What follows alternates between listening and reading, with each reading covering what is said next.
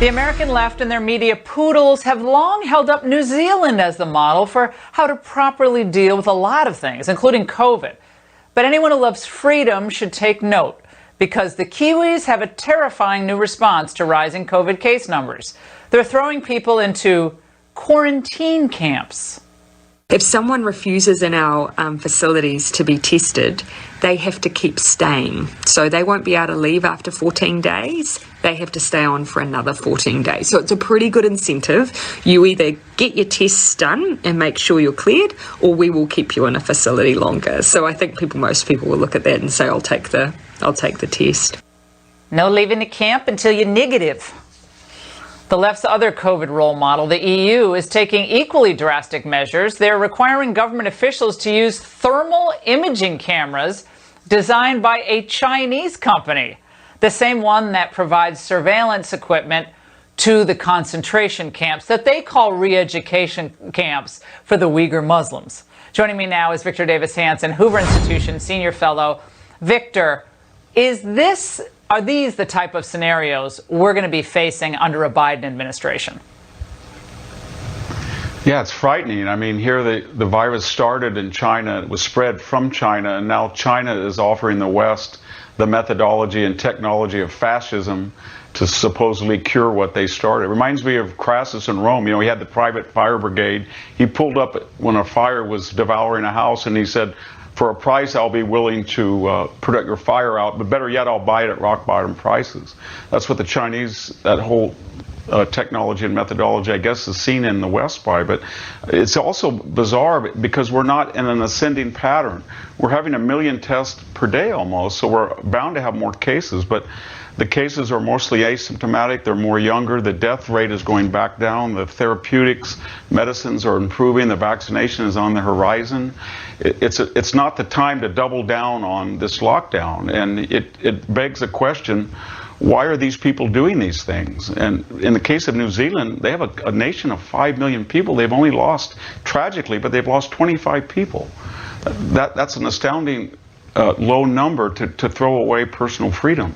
And here in the United States, whether it's Gavin Newsom or Michelle Obama or Joe Biden, they've all said that this is an opportunity not to let it go to waste, as Hillary Clinton was explicit about it. They want to use the I got to ask you, and the lockdown to recalibrate things. Yeah, speaking of that, but that's why these polls showing that Trump is behind in Michigan, given what's at stake in Michigan, Victor, with future lockdowns, which they're coming. They're coming under Biden. They're setting the table for that if he wins.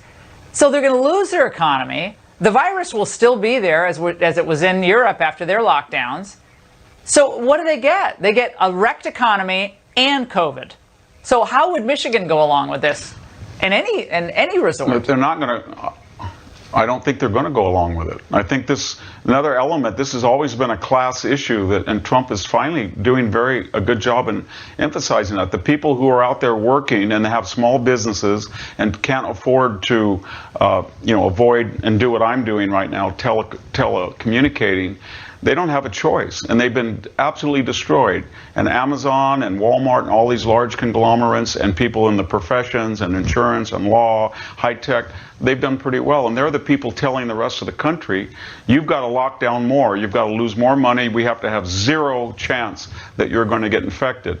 But these people, if they did that, all the people like us, where I am, in an isolated room, we wouldn't have anything to eat, we wouldn't have any fuel, we wouldn't have any electricity. So it's really a terrible thing. And we're not even talking, Laura, about all the people who have died from missed surgeries that you've so eloquently had on your show, and spousal abuse, substance abuse. So it's really hitting the middle classes very hard, and I don't think they're going to take it, especially when these elites keep telling us that there's opportunities to be had in this crisis. Not quite as crass as Jane Fonda that said, thank God for the COVID crisis, but something near that they can recalibrate American freedoms and manipulate the First Amendment under the guise that we're all going to die unless you let them take control of our lives. I jump in, Victor, but in Europe, and this is a real quick answer on your part, in Europe, when people are standing up against the lockdowns, they're sending people in to call them fascist. So the people who are for freedom are now being branded as fascist and dangerous. and they're being blamed and shamed. Does that sound familiar? Real quick. Yeah, it does. You go out and break the quarantine and you're either exempt or punished depending on your ideology and your political correctness.